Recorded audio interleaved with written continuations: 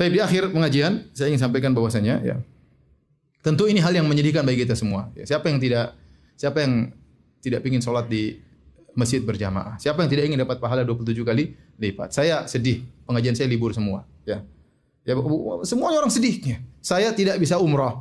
Ya 3 grup jamaah saya semua. Ya jamaah pertama 90 orang, yang kedua sampai 400 orang gagal semua. Ya. Yang ketiga, wallahu alam bisa berangkat atau tidak, ada hampir 60 orang. Ya saya juga pingin tawaf, saya juga ingin berdoa di Masjid Nabawi, saya juga ingin berdoa di depan Ka'bah. Semuanya sedih. Pengajian saja libur, saya pun sedih. Tapi bagaimana lagi? Ya.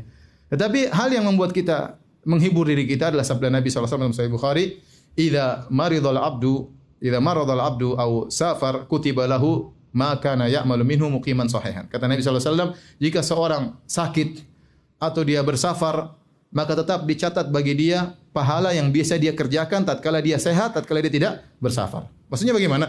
Misalnya kalau kita sehat, kita biasa pergi sholat berjamaah. Tatkala kita sakit, tidak bisa sholat berjamaah, tetap kita dapat pahala sholat berjamaah. Biasanya kalau kita tidak safar, kita sholat malam, kita sholat qobliyah, ba'diyah. Tatkala kita safar, enggak sempat kita sholat malam, enggak sholat qobliyah dan ba'diyah. Tetap saja kita dapat pahala seakan-akan kita sedang sholat malam, seakan-akan kita qobliyah dan ba'diyah.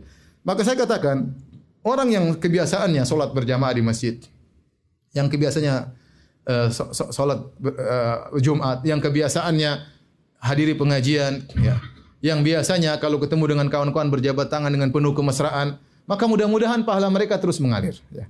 Pahala mereka terus mengalir. Dan kita mudah-mudahan cuma libur 2 minggu atau maksimal 1 bulan, mudah-mudahan. Kalau kita bekerja sama rame-rame, ini bisa dihadapi dan tidak, dengan izin Allah, tidak berkepanjangan. Tapi kalau kita semua cuek, sehingga penularan semakin berpindah-pindah, sehingga tidak bisa kita batasi 2 minggu. Karena kalau kita tidak, akhirnya ada yang baru kena lagi, butuh 2 minggu lagi dia. Ada yang kena lagi setelah 2 minggu, butuh lagi 2 minggu, akhirnya berkepanjangan. Tapi kalau kita rame-rame berusaha menjalankan arahan dari pemerintah, ya, dan insya Allah mereka serius, ya, tidak, ini berdasarkan data-data yang mereka miliki, ya, maka mudah-mudahan dalam 2 minggu, 3 minggu, sebulan, ya, kegiatan kita yang sekarang kita liburkan, ya, kebahagiaan yang biasanya kita rasakan, ya, bisa kembali lagi, ya. Dan ini adalah ujian dari Allah Subhanahu wa taala. Kita ingat kepada Allah Subhanahu wa taala, "Wa lanabluwannakum bi syai'in minal khaufi wal ju'i wa naqsin minal amwali wa anfusi wath thamarat wa basyirus sabirin." Kata Allah, sungguh kami akan menguji kalian dengan sedikit, ya, kurangnya harta, kurangnya hasil bumi, buah-buahan, meninggalnya sebagian orang-orang yang dicintai, ya. Sedikit ujian, tidak banyak, maka wasyirus sabirin, berilah kabar gembira kepada orang-orang yang sabar. Maka di akhir pengajian ini saya ingatkan kepada diri saya sendiri sebagai pemateri dan juga kepada para pemirsa sekalian untuk bertakwa kepada Allah Subhanahu wa taala. Silakan, ya, selain kita berusaha ikhtiar dengan sebab duniawi, materi, ya, dengan menghindari tempat-tempat keramaian, kemudian juga dengan menggunakan hand sanitizer misalnya, dan hal yang lain yang tidak berjabat tangan.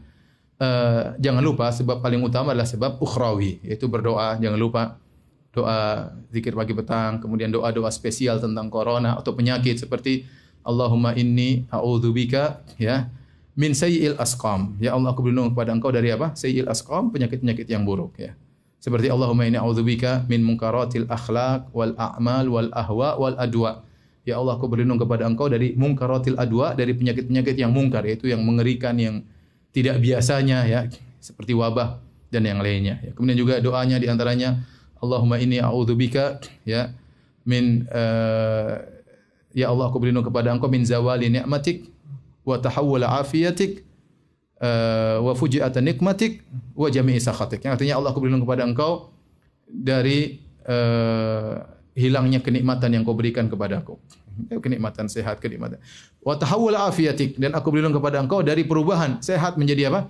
Sakit, ya. Kita berlindung kepada ini di antara doa-doa khusus spesial selain zikir dan pagi dan petang untuk bisa menyelamatkan kita dari corona.